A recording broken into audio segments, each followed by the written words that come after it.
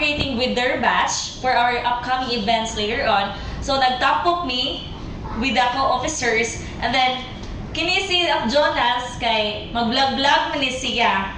So ano, kinsa man ni si vlog-vlog ay duol kay makadulit og cellphone. Kay na may mga referee ba na batchmates niya.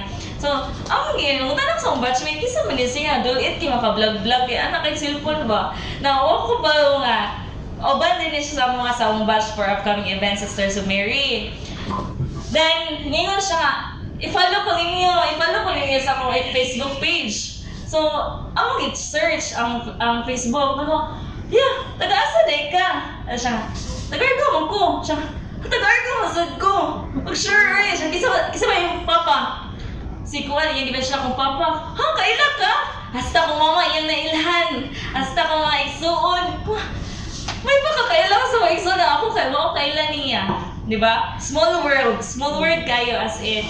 And then I think there's a reason nga nung nag-meet sa ni of Jonas. So pagka Monday na, so that's what happened like Sunday. Pagka Monday, i-contact siya ako, siya dai asa ka. Kung ako diri sa boarding house na kabalungan siya nga na may KFC sa outbound sa boarding house, so nag-meet mi dito. And then I bring my friend nga nakaila sa niya, nga roommate sa namo. So we talk dito sa KFC, and then iyang gi-introduce ang networking sa mga, and I think there is a great possibility, or there's a big opportunity and privilege for this networking. And with that, I know that I am still a student. I'm a student currently studying in University of San Carlos, there sa Talamban campus. I'm taking up education.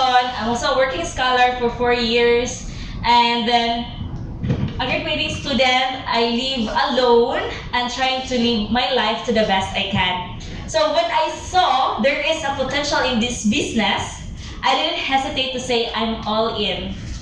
Diba? Why not? Since this business is a pioneering business, I think all of us are aware of that, na pioneering business ni.